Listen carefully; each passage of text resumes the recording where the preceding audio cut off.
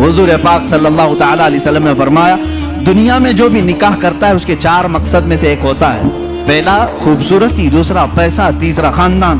حضور نے فرمایا چوتھا ایک مقصد ہے، وہ اچھا ہے، اس کے اخلاق و کردار دیکھ کر نکاح کرتا ہے۔ یہ 4 میں سے کوئی ایک، اور رسول کریم صلی اللہ علیہ وسلم نے ہر ایک کا ریزلٹ بھی بتایا۔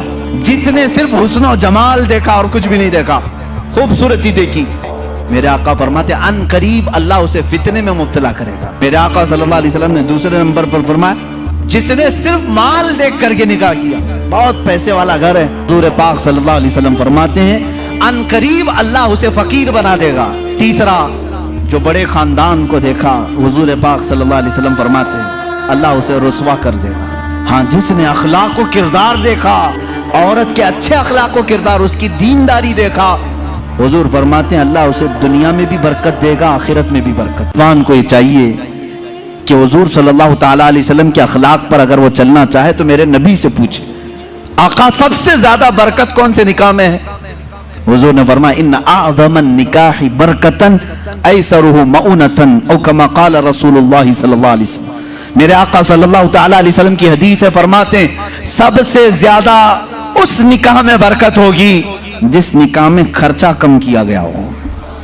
حضور پاک صلی اللہ علیہ وسلم نے فرمایا اب اس کا مطلب کنجوسی نہیں، بخالت نہیں، جس کی جتنی حیثیت ہے اس اعتبار سے کرے، اپنی حیثیت سے زیادہ ٹانگ بھی نہ پھیلائے، اور اللہ تعالیٰ نے نعمتیں دی ہے تو بخالت بھی نہ کرے، غربا اور مساکین کو خوب کھلائے۔ اس لیے کہ اللہ کے نبی صلی اللہ تعالیٰ علیہ وسلم کے تقریباً 11 نکاح، اس میں سب الگ الگ قسم کے ہوئے ہیں۔ جب حضرت خدیجہ سے نکاح ہوا تھا، حضور کی عمر 25 سال کی تھی اور آپ تجارت کر رہے تھے اور تجارت کا مال تھا، آپ صلی اللہ تعالیٰ علیہ وسلم نے جو نکاح فرمایا اس میں لوگوں کی دعوت بھی ہوئی۔ ایک نکاح ہوا حضرت سودا رضی اللہ تعالیٰ عنہ سے، وہ اس نکاح میں صرف کھجوریں بانٹی گئیں اور کچھ بھی نہیں۔ پھر حضور صلی اللہ تعالیٰ علیہ وسلم نے حضرت زینب سے نکاح کیا، حضرت میمونہ سے نکاح کیا، اس میں تو بکرا ذبح کر کے ولیمہ کیا حضور پاک نے، اور اتنی بڑی دعوت کسی اور میں نہیں۔ کیوں؟ یہ میں حالات بتا رہا ہوں، جب تمہارے پاس مال تھا یا مال آیا ہے اس اعتبار سے تمہیں کرنے کی اجازت ہے، اور جب نہ ہو تو قرضہ لے کر کے دکھاوا کرنے کی اجازت شریعت نے نہیں دی ہے۔ شادیوں کے لیے اس طرح سے لوگ مقروض ہو جاتے ہیں۔ کئی لوگ ایسے ہیں جو اپنی پتہ نہیں عزیز عزیز چیزیں اٹھا کر بیچتے ہیں، نہیں صرف 4 لوگوں میں مجھے منہ دکھانا رہتا ہے، منہ دکھانا رہتا ہے، نکاح کرنا ہے بیٹی کا، نکاح کرنا ہے فلاں کا۔ اور آج کے معاشرے سے میں نوجوانوں سے کہوں گا، میرے سننے والے جتنے نوجوان ہیں، اگر نبی سے محبت کرتے ہو اس میلاد میں ایک عزم کر لو، ایک عہد کر لو، ہم میں سے جس کا نکاح ہوگا، ہم جس سے نکاح کر رہے ہیں، ہم سسر کے لیے بلا بن کے نہیں اتریں گے۔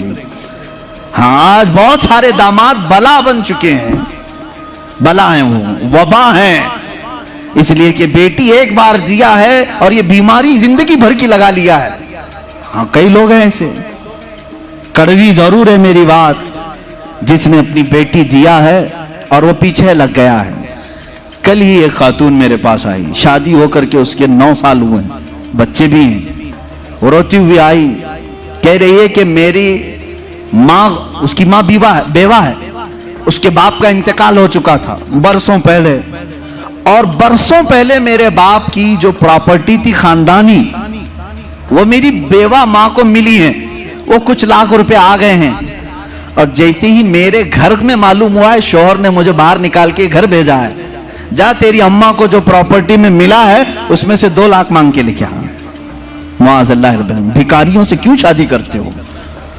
اس طرح کے لوگ جو اپنی عورت پر اپنا محل سجانا چاہتے ہیں، ان کی حیثیت بہت ذلیل ہے، بہت ذلیل۔ میں آپ کو بتاؤں، تم برباد ہونا چاہتے ہو، جس کی خواہش ہے وہ مجھ سے پوچھ لے، میں بتا دوں گا۔ توبہ استغفر اللہ، کوئی نہیں چاہے گا، ہر کوئی برکت کا راستہ ہم سے پوچھتا ہے، لیکن یہ راستہ بھی میں بتا دیتا ہوں، جو اپنا بزنس اور اپنی برکت سب برباد کرنا چاہتا ہے، اس کے لیے بعض بزرگوں نے فرمایا وہ اپنی بیوی سے زبردستی اس کا مال لے کر کے بزنس میں لگایا ہو، وہیں سے شروعات ہو جائے گی نحوست کی. اس کے دل کو توڑ کر جو مال لے جا کر کے لگاؤ گے تو پھر وہاں سے ہاں بخوشی دینا اور بات ہے، پسندیدگی کے ساتھ دینا اور بات ہے. بہت سارے لوگ شادیوں کے بعد اپنی بیویوں پر دباؤ ڈال کر کے ان کا سارا زیور اٹھا کر لے جا کر رکھ دیتے ہیں اور اس پر تجارت کرنے کی کوشش کرتے ہیں. کہاں کی برکت؟ کسی کا دل رو رہا ہے اور تم اپنی دکان سجانے جا رہے ہو. تمہیں تو شادی اس لیے کرنے کا حکم ہوا تھا، ایک کمزور مخلوق تیرے نکاح میں آ رہی ہے، تو کما اور اسے کھلا. یہاں الٹا ہو گیا، اسی سے تو کمانا چاہ رہا ہے. یہ الٹا نہیں ہو گیا؟ بہت سارے لوگ یہ انتظار میں رہتے ہیں شادی ہوگی تو ابھی مانگنا کیا کیا ہے، کار مانگیں کہ بائک مانگیں اور کیا کیا چیزیں مانگیں. ان بھکاریوں سے میں کہتا ہوں کھٹورا لو اور گلی گلی گھومو، ہر جگہ جاؤ، ایک سال میں بہت کچھ مل جائے گا. اور اگر تمہیں شرم آتی ہے تو میرے عزیزو ایک خاتون سے اور اس کے باپ سے اس طرح کے مطالبے ہرگز نہ کرو. ہاں مانگنے کے طریقے بھی الگ الگ ہیں. پہلے کھل کر مانگتے تھے، بولتے تھے یہ چاہیے، لسٹ آتی تھی، ساری لسٹ آتی ہے خاتون کے گھر میں سسرال. لیکن ابھی کچھ نہیں، ہماری کچھ بھی خواہش نہیں ہے، ایک اچھی شادی کر کے بھیجو. اچھی شادی کرو. اچھی شادی کا مطلب ڈینیسن میں ہونا چاہیے. میں تو یہاں نام لے رہا ہوں، تم دبا کر کے اپنی خواہشوں کا ذکر کرو اور اسی میں دبے لفظوں میں ساری چیزیں. ہم کو کچھ مت دینا، اپنی بیٹی کو ہی جو کچھ بھی دینا ہے دے دو، ہم اس پر نہیں کہیں گے. اور باپ بیٹی کو جو دے بعد میں تانا ماریں گے. کیا تیرا باپ اتنا نااہل ہے؟ تجھے ایک واشنگ مشین نہیں دیا، تجھے ایک پلنگ نہیں دیا، تجھے ایک تجوری نہیں دیا، تم تو کہہ رہے تھے کچھ نہیں چاہیے. عزیزان گرامی، یہ بھی طریقہ بھیک مانگنے کا ہی ہے. بھیک مانگ، یہ جہیز کی لعنتوں کو ختم کرو. جو وہ اپنی خوشی سے لے آئے وہ اس کا مال ہے، تمہارا نہیں. عورت جو اپنے گھر سے لاتی ہے وہ اس کا خود کا مال ہے، شوہر کا نہیں، نہ سسرال کا ہے. عورت جب تک چاہے اسے استعمال کرے، وہ اجازت دے تو دوسرے استعمال کریں. تم شریعت کا مسئلہ سمجھتے ہو؟ اگر اس کی اجازت کے بغیر کسی دوسرے نے استعمال کیا اس کے مال کو، کل قیامت کے دن اس کی پکڑ ہوگی، اس کی نیکیاں ضبط کی جائیں گی، تم حقوق العباد میں گرفتار ہو جاؤ گے. یہ مسائل ہلکے نہیں ہیں. اس لیے میرے عزیزوں، وہ اور ہوں گے. مجھے یہاں معلوم ہے کہ یہ رواج کیوں آئے جانتے ہیں؟ یہاں پر ہندوؤں کے یہاں یہ ماحول ہے، جہیز کی رسم بہت خطرناک بلا ہے ان کے ہاں. آج بھی عورتیں جلائی جاتی ہیں جہیز کے نام پر. بعض اسٹیٹ ایسے ہیں آج وہاں جہیز کے نام پر بہت خطرناک معاملات سسرال والے کرتے ہیں.